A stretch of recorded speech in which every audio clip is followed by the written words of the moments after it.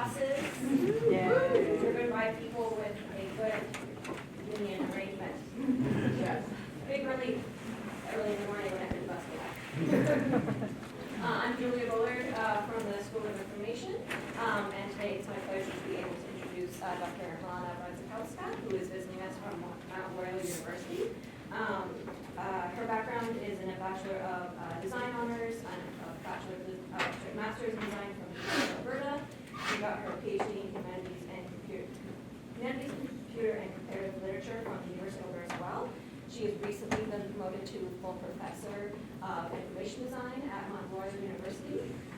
Professionally, she's also worked as an interface designer for web and interactive television and a visual communication designer for print-based projects. And at Mount Royal University, she's played a large role in programming and curriculum development for the changing role of communication studies there. So it gives interest to a lot of the faculty and instructors here at DFT to make those program changes and interdisciplinary work. Her current research includes applying visual communication design methods to online computing issues, performance-based measures of information access and use, and printed online. She's also involved in the research group implementing new knowledge environments, which is run in relation to the Electronic Textual Cultures Lab at the University of Victoria, which is how I became familiar with her work. And I would like you to join me in welcoming Dr. Radzikowska to DFT. Thank you for having me. This was a lovely surprise to receive a couple of months ago that you wanted me to come. So I really appreciate it, and in particular appreciate the non-parka weather that you're having out there. We were looking outside this morning and all the parka wearing people and sort of mocking you a little bit in our heads, just a tiny bit, because I feel like running around in my shorts. So this is a treat in many ways, and it's also a huge treat to become familiar with this space. I'm hoping that over the next couple of days I get to meet some of you and we get to chat a little bit more. You'll get some sense of what I'm about, or at least currently the things that keep me up at night. Today I will try to give you that. I also have the extra benefit to have a few colleagues, one that I meet here, so Teresa Dobson's here, so I get to talk projects with her, and she's the director of the Masters in Educational Technology, and also my colleague that I'll be mentioning is on these slides because we co-create most of the work we'll be talking about, is here from University of Illinois, so Stan Rooker's here, so if you want to meet him as well, he's like an added bonus. There's me, and then I also brought an extra treat. And before I get started, I'd like to, and this is important to me to do because of some of the work that I'll be talking about today, acknowledge that the work that I'll be describing, my part of it takes place on the ancestral and traditional indigenous territories of the Blackfoot and the people of the Treaty 7 region in southern Alberta, which includes the Siksika, the Piikani, the Kainai, the Tsuut'ina, and the Stoney Nakoda First Nations. And City of Calgary is also home to the Métis Nation of Alberta Region 3.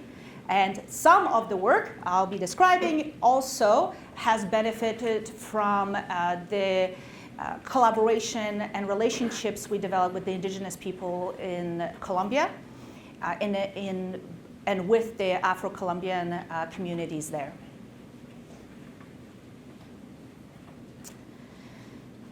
From the title, it might have sounded a little bit like I'll be talking a lot about design history. I'm hoping to keep that to 2 or 3 slides as a way to give you some context, primarily around how I was brought up.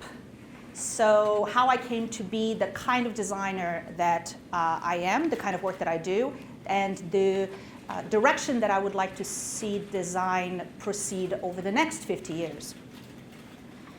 I will also define how, amongst the many definitions of design, the lens on design that I take and my group takes, and an attempt to sell to you a way to engage with design that we feel needs more visibility, more of a type of engagement. It is not meant to be a thorough discussion of design history, and it is definitely one particular way, our way of viewing it. If we look in short of what design has looked like, sort of bird's eye view over the last 150 years, we've had a sort of consistent focus on styling. It is one of the things that I have battled perhaps the most during my career. The notion that, yes, I can make things be beautiful. Yes, I went to art school. I have multiple degrees in making things beautiful. Chances are I can make something beautiful, in quotation marks, of a particular kind, given enough willingness from the party and enough of my own resources. And it is an important thread. It is something that those of us who have been schooled in a design program that emerges in particular out of the fine arts or is in close proximity to fine arts, it's something that we pride ourselves of being able to do. At the same time, it is something, as I said, that we battle against because we have tried to do more than, I would say, though highly acclaimed and very important, simply style human-made objects. So parallel to this focus on making things beautiful of a particular kind, thank goodness that we've also had a thread around focus on people, right? So rather than an expression of my beautiful soul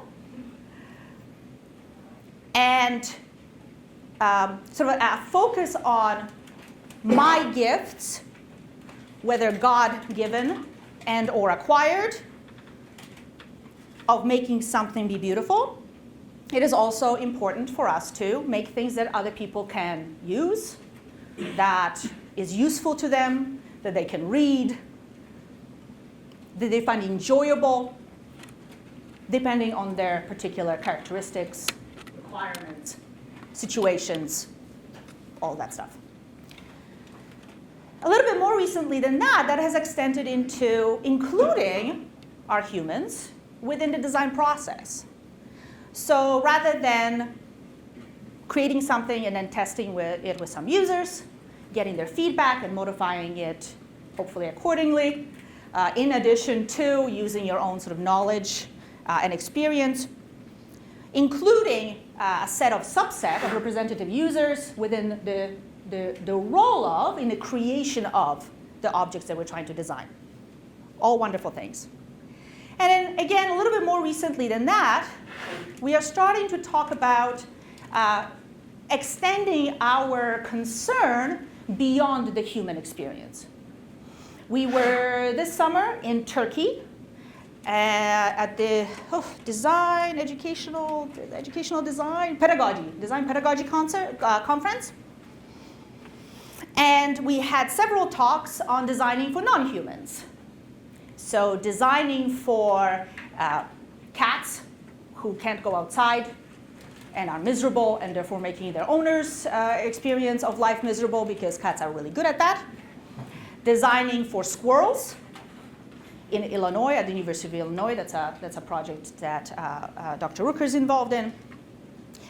Concerns around growing, hopefully concerns around the environment and how the current or immediate needs of the human, perhaps in certain situations, are not the most important concerns for us as designers, but there are larger concerns with impact on beings or living beings beyond us.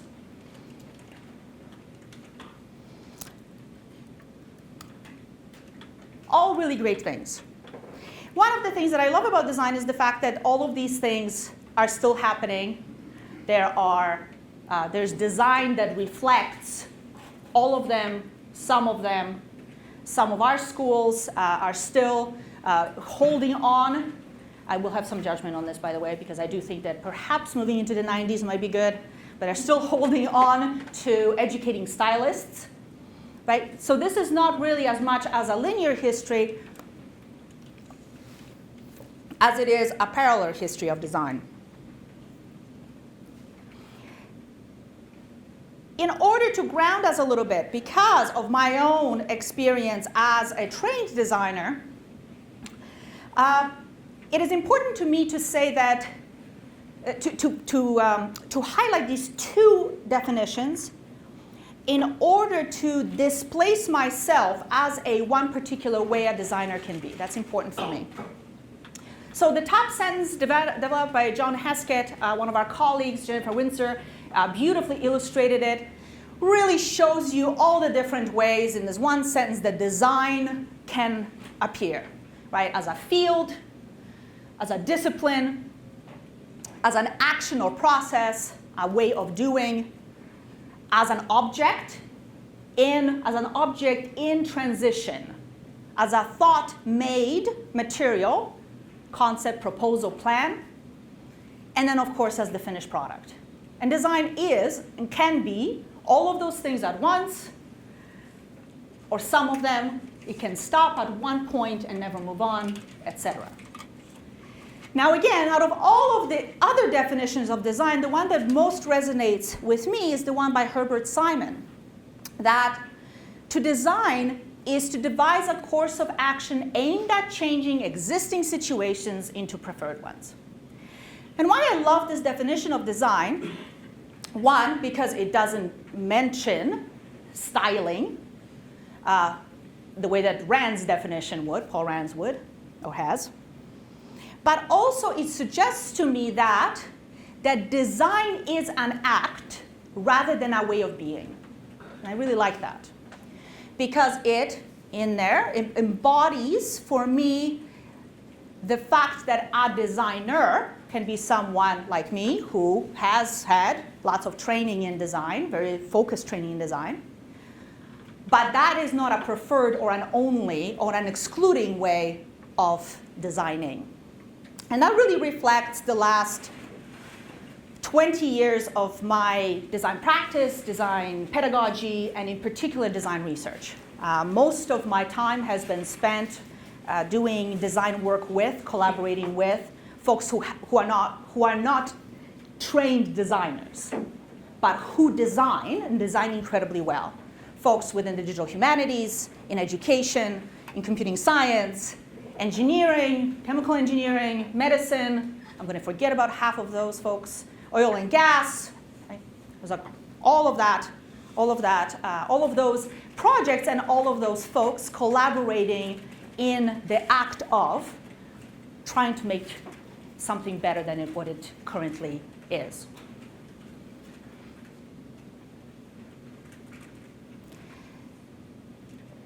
Side note. In many ways, the talk today that I'm trying to give you is a talk that I've wanted to give for many years. So I've given myself permission to be a little cheeky with you. And that image of God earlier is part of that cheek. Because one of the things that sort of displacing the designer, as I mentioned before, has increasingly become a point of focus for me. And when I look back, you look back 20 years and you kind of see where everything starts. My obsession with not working with designers but working in other disciplines and doing design really comes from that as well, right? Is that designer as someone who is on a pedestal that has some skills that are very much unique to that individual. So that's a side note. Coming to the design process. There's a standard design process it's widely recognized. If you Google design process, you will see hundreds of diagrams of exactly this kind. This one comes from the Chicago Architecture Center, but we could swap in pretty much anybody. So I'd like you to take a look at this diagram in this design process. The first step, you define the problem. Second one, you collect some information, you do some research. That could be interviewing folks, that could be doing a scan online of what the available materials of a similar kind or addressing a similar problem are. That could be learning something about the subject matter, right? Hopefully all of those things, by the way, not just one. Right? So you feed your brain with lots of knowledge around that problem. You start to brainstorm, ideate, come up with preliminary solutions to the problem. maybe do a little bit of prototyping here. You develop one or more of those solutions. You refine them. You question them, hopefully. You present the ideas for others for feedback. You improve based on that feedback. And then eventually, I guess the idea is that you make it go, put it out into the world. As David Sless from Australia would say, you should probably observe it some more, get some more feedback when it's out there in the world, which will then inform the next iteration, right, the next version of that solution to that problem. Pretty standard process.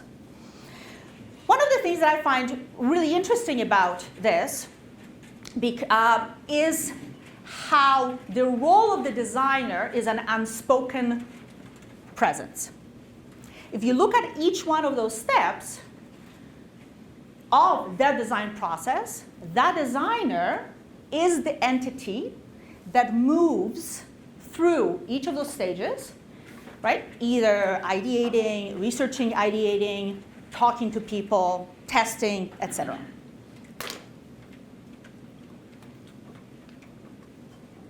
Moving forward, here's an example of one of the more famous design processes these days, which is the IDEO adopted by the Stanford School, design thinking. This diagram comes from the Nielsen group, just because it was pretty. I picked that one.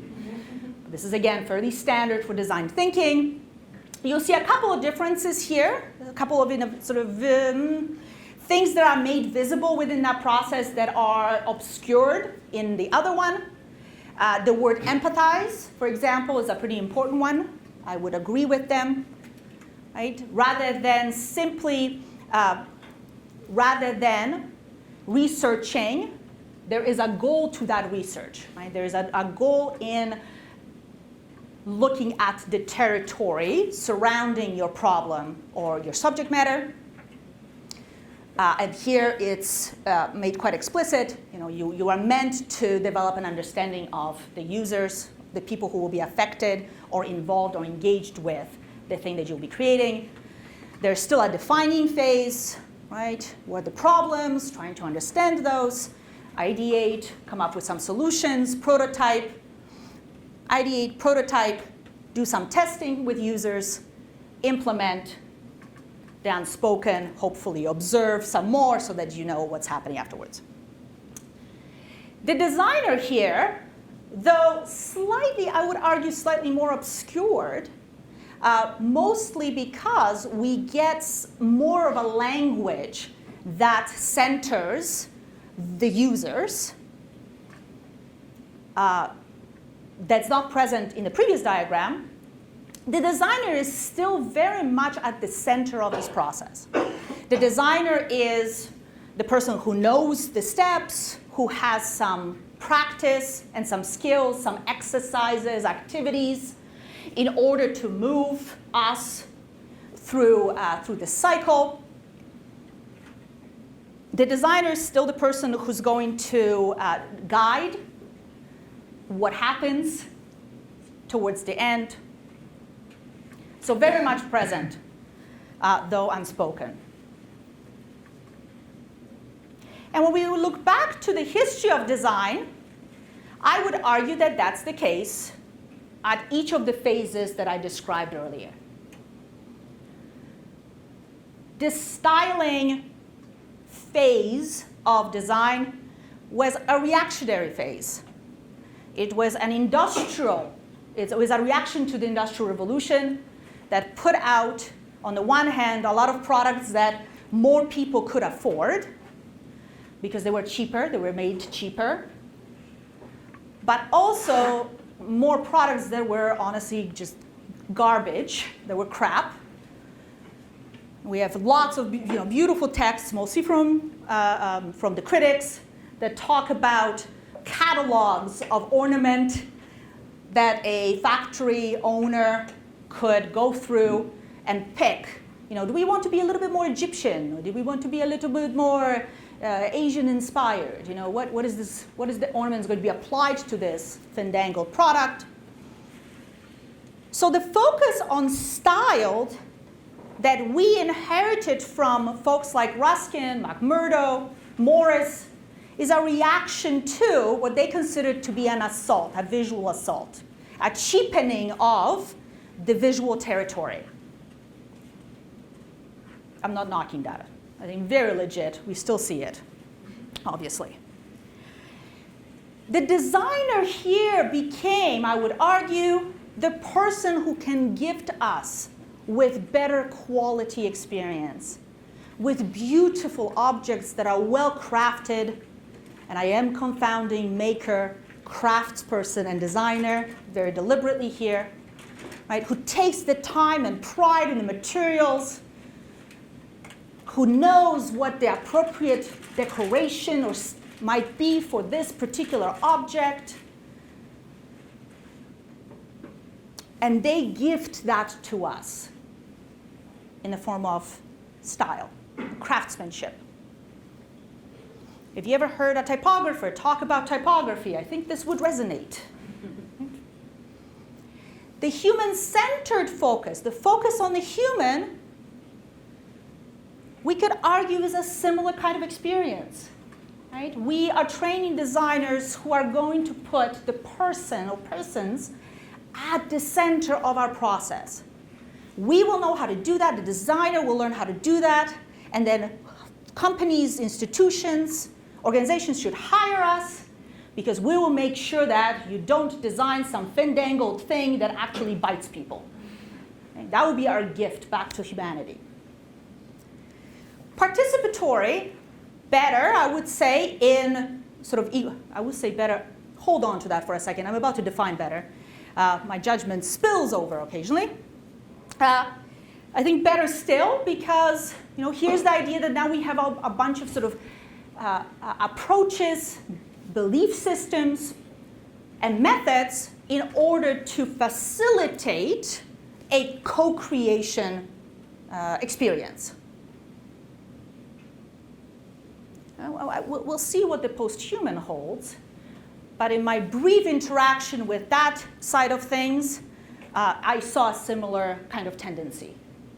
The designer putting now, rather than the user or the human as the center focus, the designer constructing an environment in which something else, perhaps an animal of some kind, or the fish, or the air, or the water, or the land, are now we have a bunch of sort of exercises or methods in order to help us focus on those entities.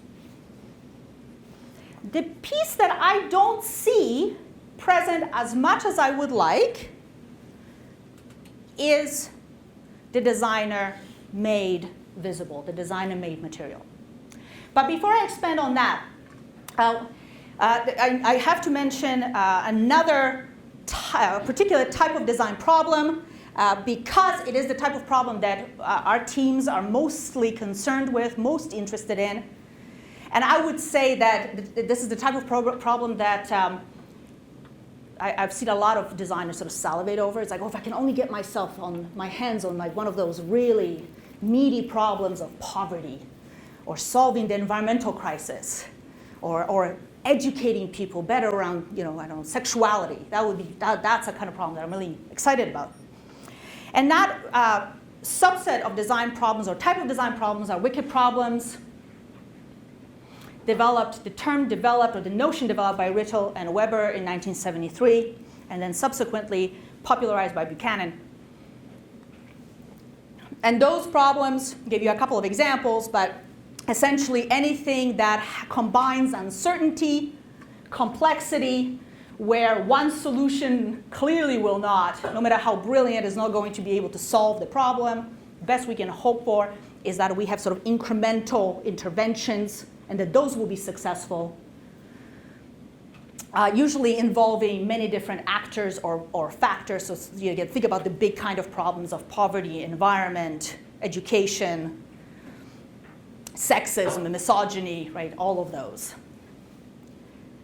So really interesting set of problems, a very interesting area for designers to focus. Okay. But independent of which way you are looking at design or the kind of design problem you are dealing with, whether it's wicked, whether it's, you're going to be using the kind of fairly standard process of the first diagram, or the slightly more complex design thinking process. In every case, the designer is in the mix, and the designer is the one wicked problem we very seldom talk about.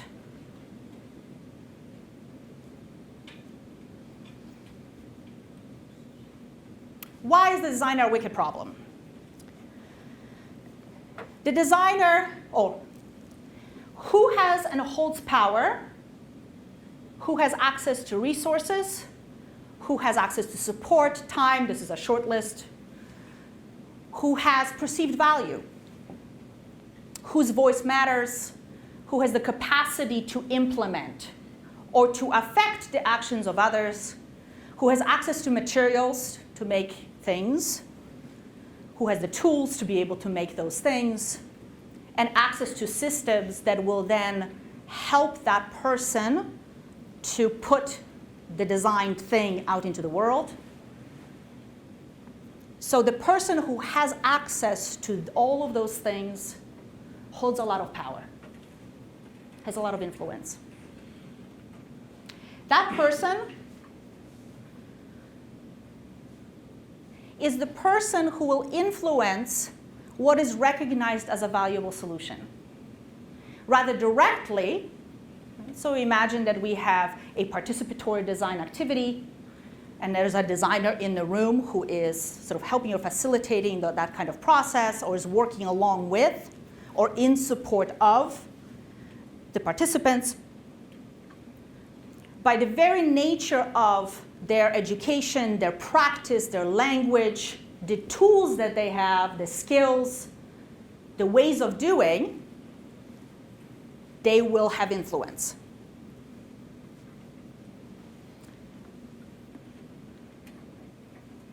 And further than that, that person also has influence on what is recognized as an actual problem. I will argue that the designer, in the broadest sort of definition of that word that I proposed earlier, which is the person who is interested in taking some situation, some experience, some piece of existence from what it is today and move it towards the preferable, that definition of designer. When armed, trying to be deliberate with the word armed with the skills and processes and experience and knowledge and language that designers are given to be able to do that work, will automatically have all of this.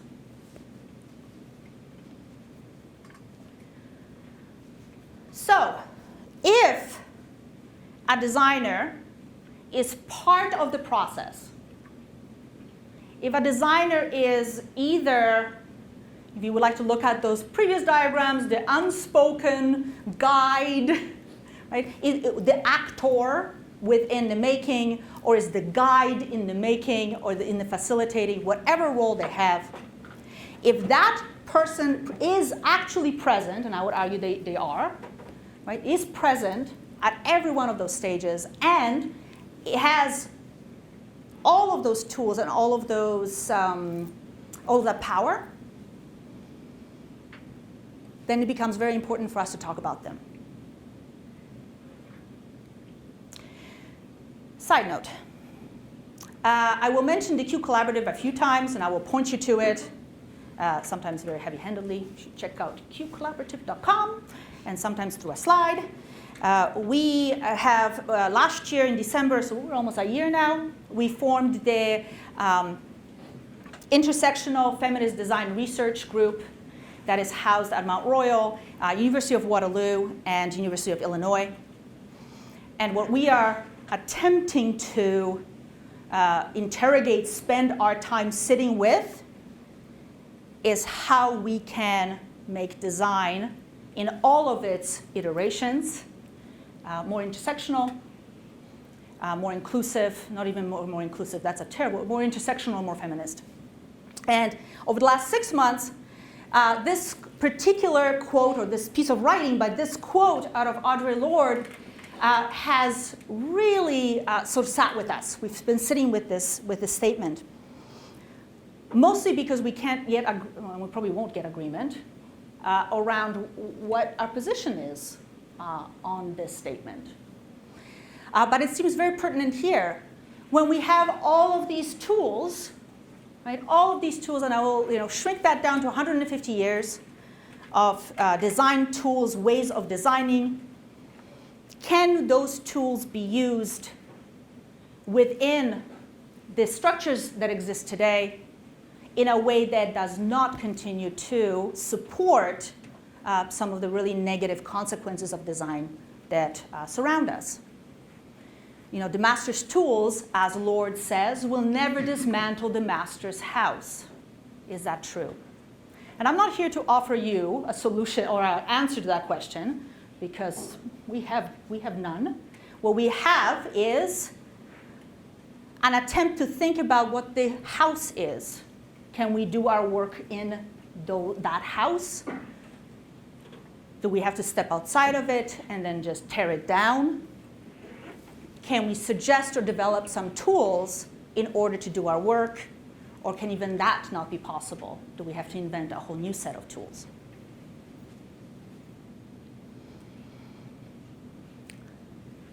In terms of tools, I spent 5 years. For my PhD, I was funded through an oil and gas company in Alberta to work on, to develop a new set of interfaces.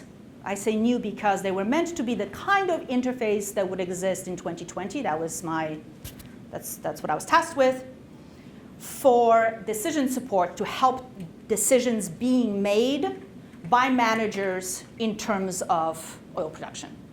So in the context of oil production, the interfaces that will help them make various kinds of production decisions.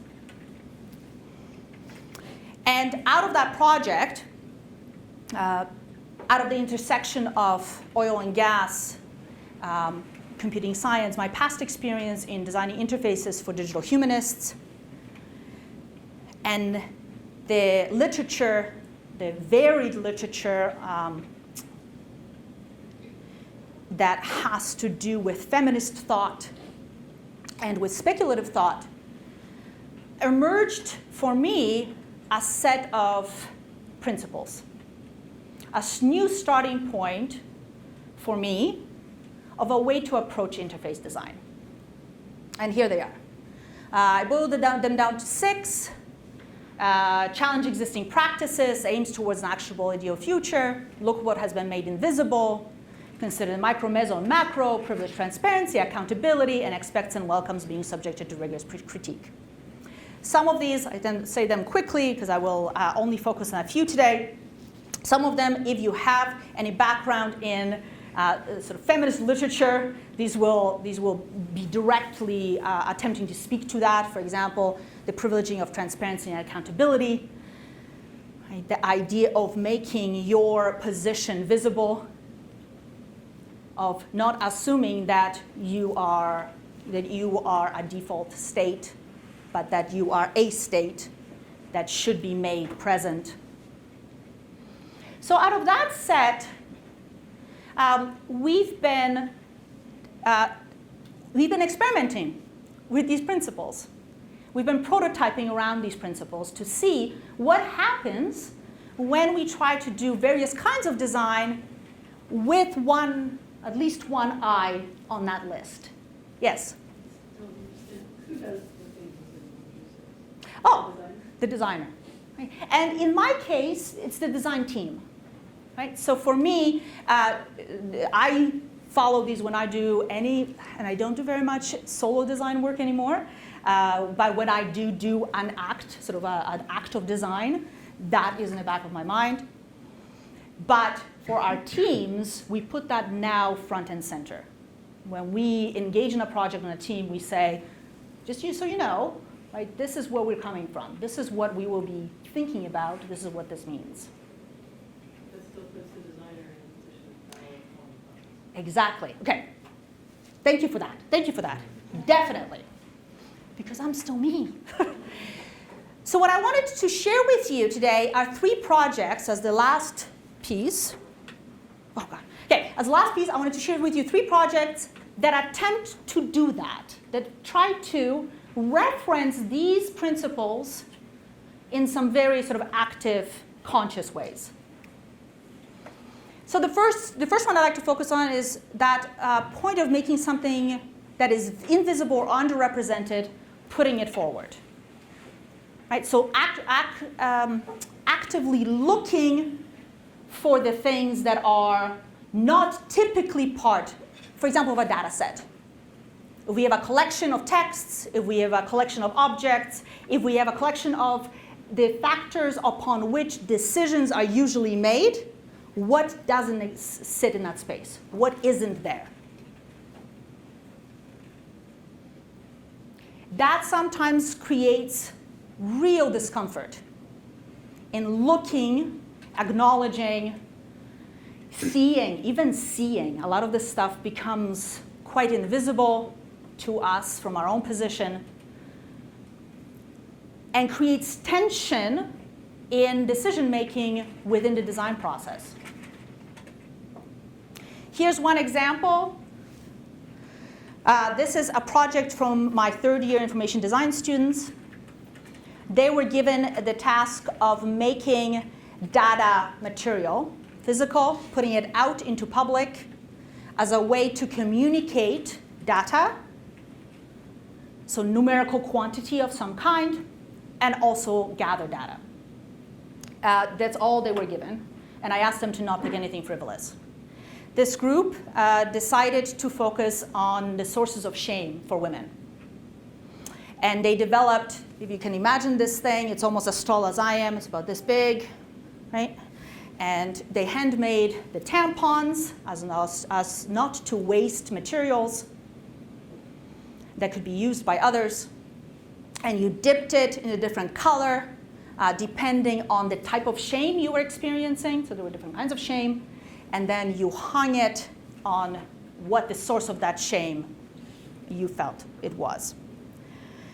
It was up for 2 weeks. They went through about 350 tampons that they had to hand make because it would fill up and they had to strike it down and fill up and strike it down. I visited it every day because it was center of an undergraduate institution, and I thought this thing's going to be set on fire. I was very wrong. It was treated beautifully. It was engaged with exactly how they imagined it would be. I watched several times, stood back and watched people approach it, the amount of time they spent with it. And one of its successes, I feel, is that it very much takes a subject matter that is behind closed doors, that is something that we're still quite uncomfortable talking about. Now, imagine for a second that you saw a used tampon in the hallway of your institution and how you would feel, independent of your identity. It's not an object that we are particularly comfortable with. So all of a sudden, this team took something that creates some real discomfort, put it out into the world, and it was beautiful. It was beautiful, it was compelling, it was provocative. Also garnered my first HR report. I was very pleased.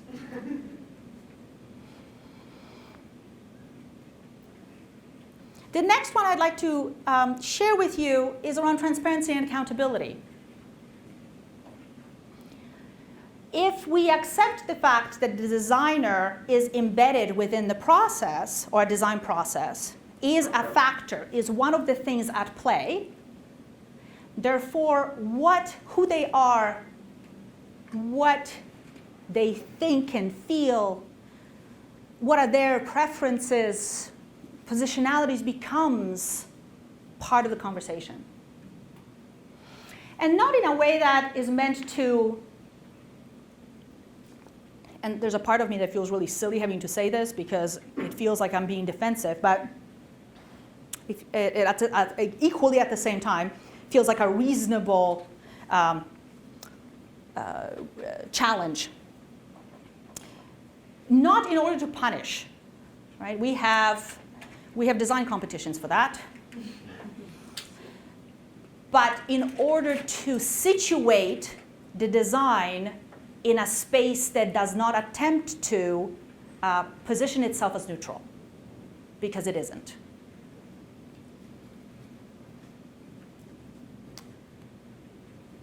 Here's one out of our project in Colombia from this past summer, and this one was really, really hard for me to do for lots of reasons. So we spent 3 weeks in Tumaco, which is a community, coastal community, quite isolated in Colombia, 150,000 people, 200,000 people, I believe. And we joined a team to work with local participants, so Colombian participants, and then participants within Tumaco, in order to learn and practice essentially a modified version of design thinking to generate peace and reconciliation, to foster, to seed, that's the best word, seed peace and reconciliation. With the idea that the participants are gaining skills and practice in order to solve problems that are occurring within their communities and receiving support around, sort of some training around that. But more so than that, because they're coming from different parts of Colombia and folks have very varied and complex experiences, complex traumas around conflict, that the very act of being together and prototyping, making together, will seed, that's the sort of argument, will seed peace and reconciliation. So this past one we had 80 across the whole spectrum, very few designers, I think just us maybe, and we were not in charge at all. Excuse me, we're designers, we didn't speak the language, so it was a very, it was a displacing experience for us.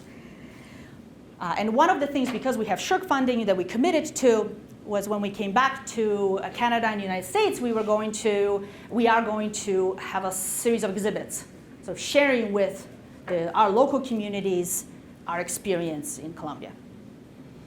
The more time we spent in Colombia, the more uncomfortable that became.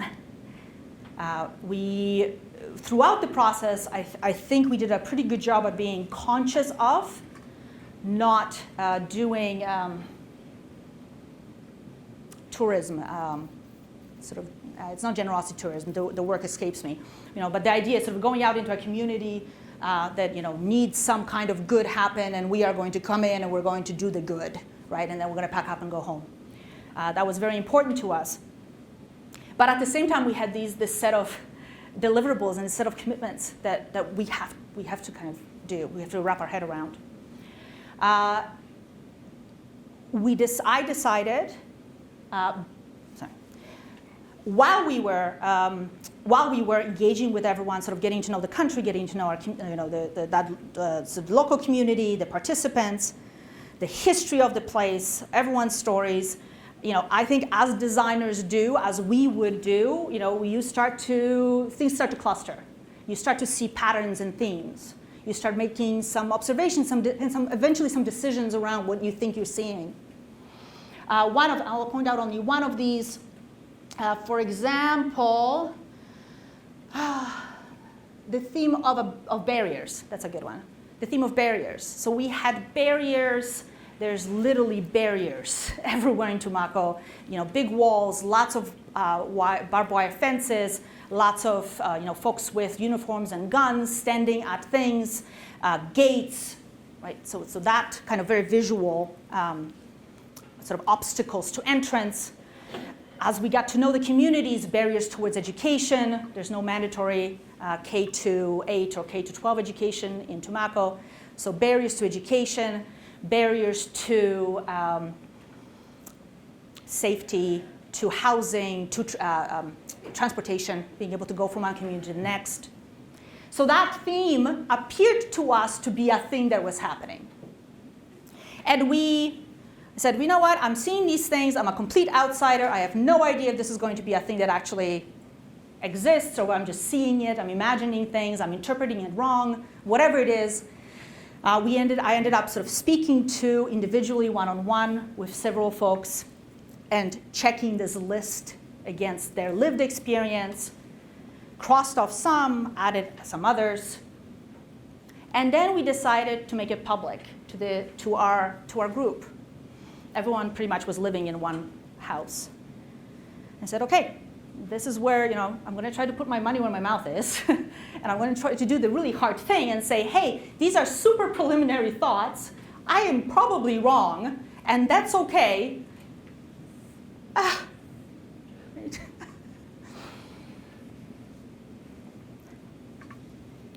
What this started was not what I expected.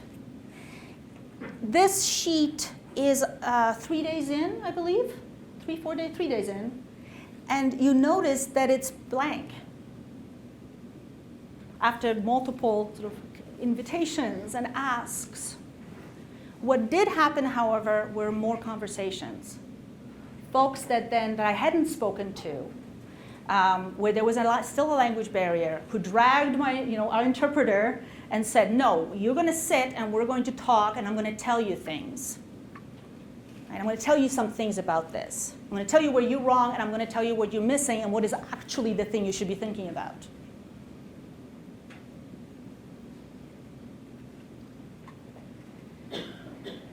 Awareness.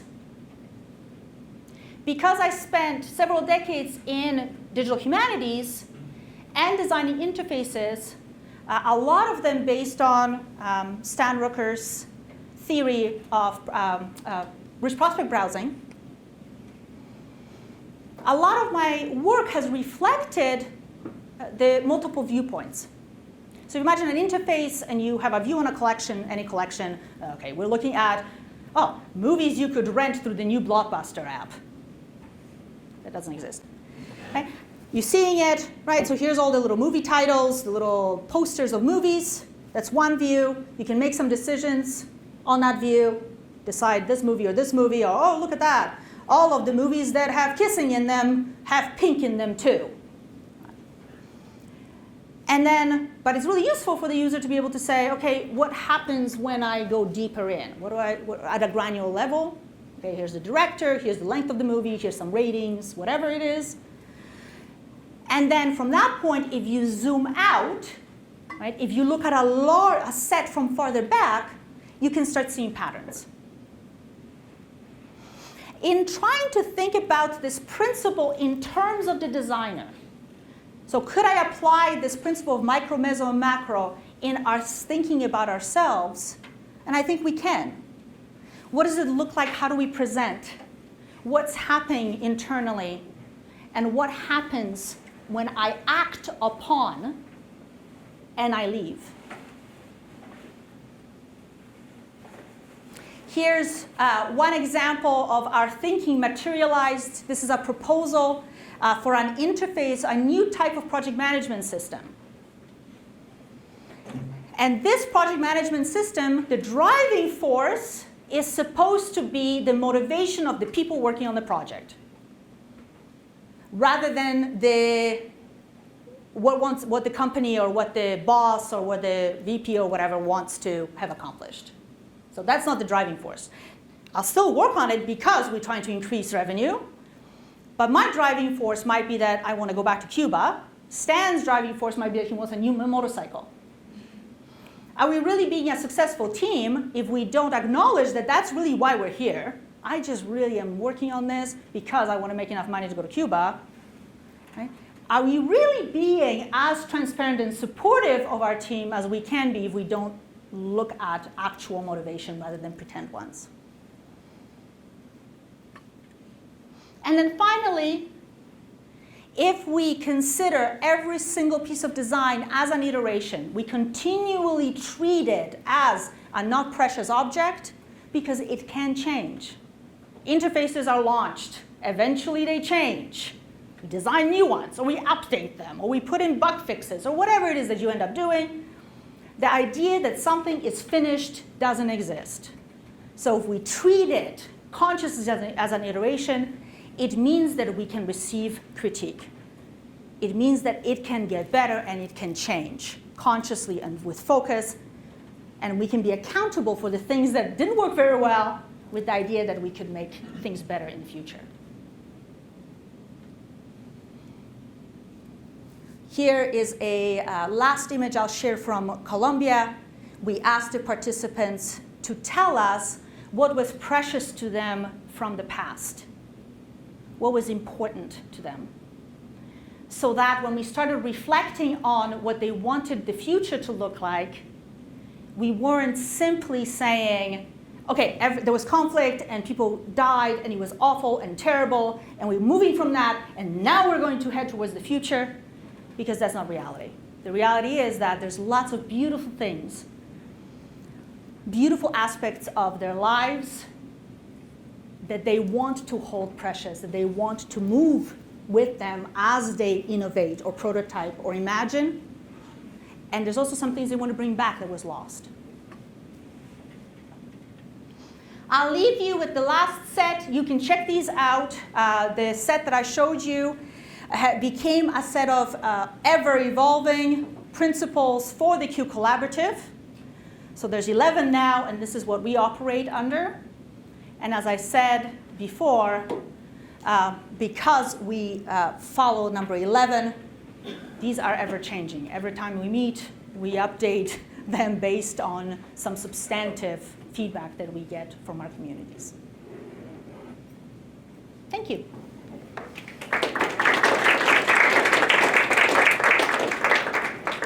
So there'll be some folks who have to head out. Feel free to, but can answer a few questions here as well. I'll let you. Thanks for the talk. I'm interested in sort of the way that you conceptualize the time when the right design action is to do nothing. Because I think that this often happens that a project idea comes around or a capacity is created for a funding opportunity or something like that, and people want to fill that space with something. But maybe a thoughtful person might think that it's not the right thing to actually do anything here. So how would you, I guess, account for that sometimes? Because it's tough when it's certainly the moral choice or the ethical choice, but not especially a choice that allows you to act as a designer. Yes, definitely. There's a great set of principles that come out of information design that, what makes a good piece of information design. And one of those is around ethics, one of the categories around ethics. And one of those categories in ethics is, are you the right person? Is this the right time? Right? And those are really important questions. And part of that,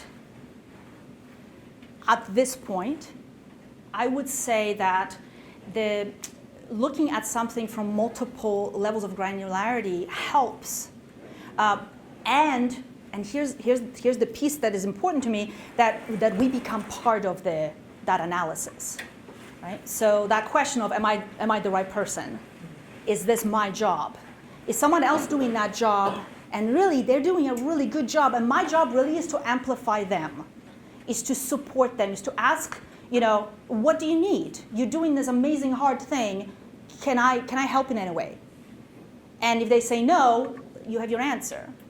And of course, a lot of this that I'm telling you today, deliberately ignores the fact that we have huge constraints as designers. I mean, we very seldom work by ourselves where we can just say, you know what I'm going to design? I'm going to design the ultimate feminist dating app. It's going to be great. Right? It's not really how design happens most of the time. Right? There's teams, there's accountabilities, there's resources, constraints, time, all of those wonderful things. Within all of that, what I am hoping that we will start doing more of is considering ourselves part of that complexity. Right? So that question, like you just asked, am I the person? Is this the right time?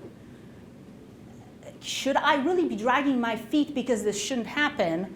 Or am I going to do it anyway? Because when I look at the layers of sort of micro layers, my family needs food, I need a job, and this hopefully won't destroy the world, and I still, and I need some experience, and all those things are valid as well.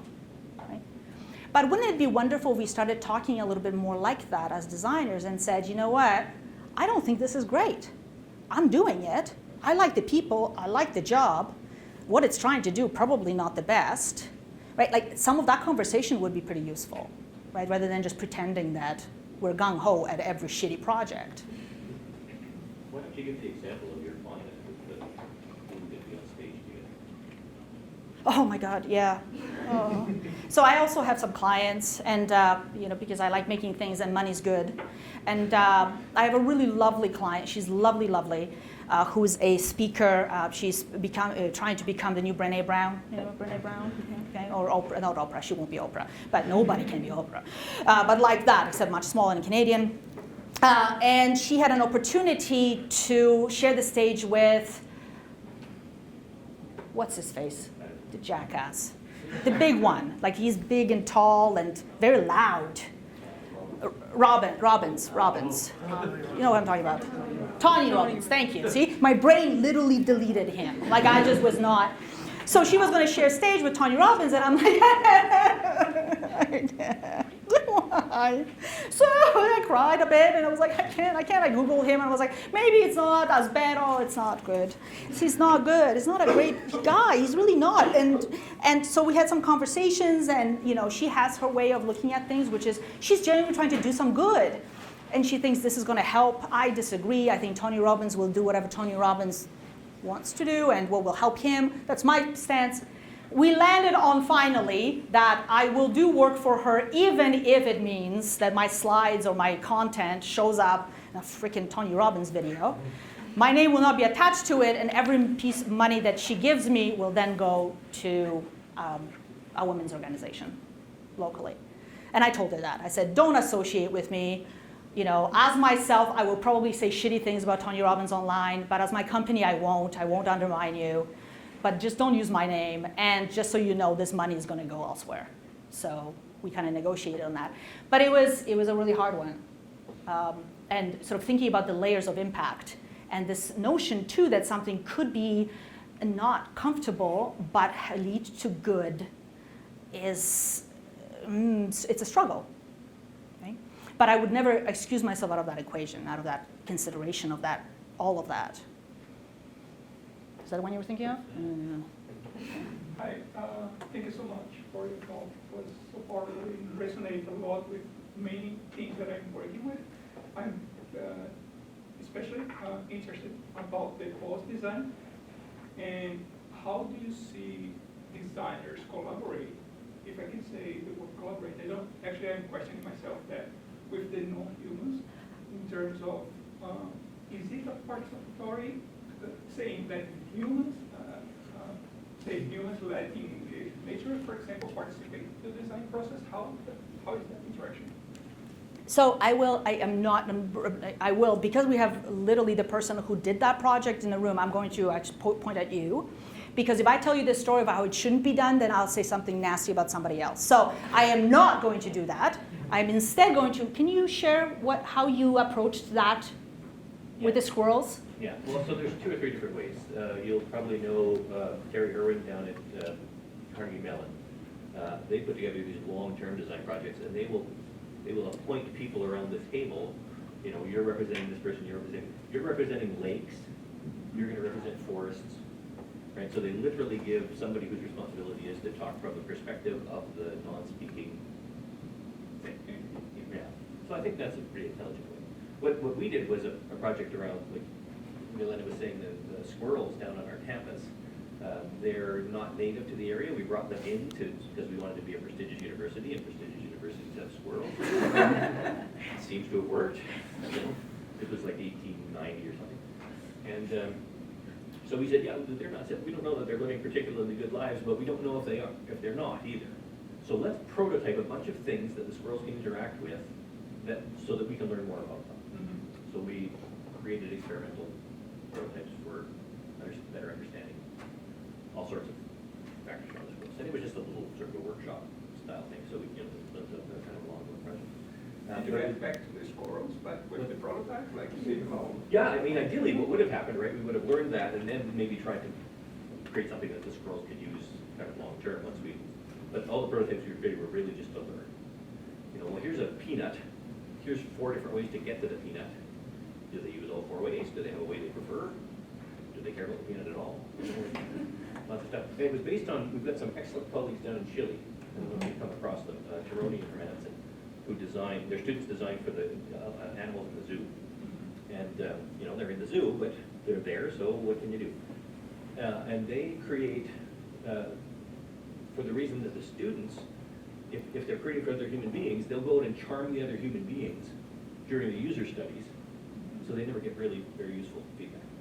But if they put it in with the bonobos, or with the chimpanzees, or with the, you know, there's no charm involved, right? You're going to see what the thing is going to do in that context. And they're doing some really interesting. Right now they've got something with chimpanzees, and it's a musical instrument. You kind of pound the different parts of it and it makes tones. These 2 chimpanzees, and one of them has kind of adopted it as their instrument. They're playing stuff. So that's a very direct, you know, watch the animal, you know, produce something for the, like, from the animals. There's some of the earlier ones they did with gibbons. You know, the students put it in and they immediately tore it off the wall, tore it apart, threw it down the ground, stomped on it, and took out whatever was in it. Well, that's pretty clear feedback. It took a matter of minutes. So yeah, so there's a variety of people tackling this anyway. I love that squirrel one in particular because the prototypes ended up being a way of knowing, of learning something that you didn't know, rather than a solution to a problem. Right? There was a pre-stage where the prototype had a that research, that gathering way. Oh, yeah. No. Hi. So I was struck by many of the things you said. Thanks for a really great talk. And one of them was this idea of discomfort and also of privilege. And what I find myself thinking is that it's useful to have some sort of formula where they interact, because I think it's a very different place to be a designer who has a lot of societal privilege and power and status, and possibly a very different thing to be a beginner or a student or someone with a lot less institutional stature, and that you want to sort of titrate the discomfort according to the privilege. Yes. And I'm presuming that there are useful writings along those lines. Many years ago, I read the Audre Lorde essay about international schools not design the house. And I'm curious about, you know, how we, at least we, speaking from my own point of view, I'm in a place of relatively large institutional power. Yeah. Working with people who have less of that, and how much discomfort is it reasonable to ask them if they want? Yes, that's it. Now, thank you for that. And it leads me to mention something in a second. I will not forget it. Because, again, definitely, which is why I don't believe that prescribed specific formulas work. Because I am not fundamentally in the same position. I'm me. And that's what I should know. I should know what I can get away with, what resources I have, who I can influence and how. When I speak, what effect that has on others. And my third-year student will not, is them. They're them, and that looks very, very different. So I'll give you 2 things. One, I think, so design educator for almost 20 years. I have sent out, this is one of the papers we're writing currently, I have literally sent out designers to say, it's your job to, you sit between, folks maybe with technical expertise of some kind, or decision makers, and the users. So we're going to be designing a website for folks who are grieving. Let's just say we're grieving the loss of a child. That's a real situation. So you're going to be designing a website, a resource website for them. So you have the organization here, you're the designer, and here's the user group of parents who have lost children. And your job is to go through that process, show empathy, right? Use those tools in order to come up with something that works for these folks, for everybody. Where have I taught my students how to deal with that situation? My students are typically, the youngest I can get is probably 20, right? And it's not just age, I'm just giving you a sort of territory. So 22, I have some third career folks too, which is great, but like a whole, but I've got some folks who are, starting out in life, might have their own traumas, might have their own life experiences, right? Who are not trained counselors, who don't have support systems. Our institution, you have to wait, if you are lucky, 2 weeks to get a, CA mental health professional. Alberta's getting worse on that, right? So I know what all of those systems look like. Yet somehow I still thought that me saying, and this is pretty standard in design, where we say to them, you are building the skills to negotiate these different territories. Often, because we value wicked problems, because we value meaningful like what we consider to be social good is an example of that, right? Social good problems, right? And we put them there and we just say, good luck. It's great, right? We saw a talk, where, and again, I'm not faulting this person because I've done it, right? But it was really crystallized for me. He was describing a set of apps for folks who have, who dealt with, experienced sexual assault.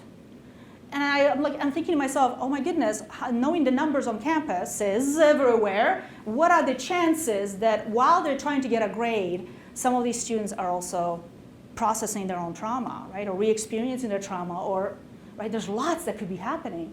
So, our next paper is, we took me 20 years to realize this, right? That we need to not, right now my position honestly is we should not be asking them if we're not supporting them, if we're not making that, or we should at least give them some options rather than relying, giving them a grade on something that could be making their lives hell, depending on the subject matter, for the duration and then subsequently the consequences of that subject matter.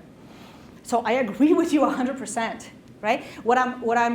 My ideal self thinks that if we start thinking a little bit less abstractly about categories and steps and about skills, but we start talking about the people who are in that role, serving in that capacity, that we start then talking about what those people, what we need, what we all need, where we should have choices, what should we maybe be asked to do because we have some skills but not others, where our curriculum needs to change in order to support them. That's where we see us going collectively. Those are the conversations I would really like to have. And in the meantime, the students choose so now they choose. Right? And I do quite a few layers now with them to be like, are you sure? Because it could lead there. Are you, what does that look like? Try to judge if there's a group project, whether there's one person who's kind of, driving everyone else towards a decision, but really it's not going to be really good for everybody. So I try to do more of that. I put my name on all of their projects. So the tampon one, because I was worried about it, all of the projects, they had 12 projects throughout campus that were visible but different levels of kind of incendiary, I guess, provocative. I insisted they put my name on it, large, with my phone number and my email address, and to direct anything at me. And it worked, which was lovely, right? That the HR complaint came to me, not to them. Like it wasn't against them.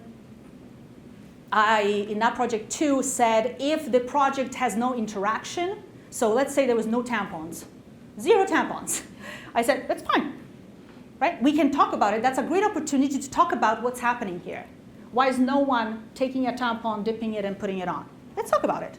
I said, but how much it's used is not going to be attached to your grade.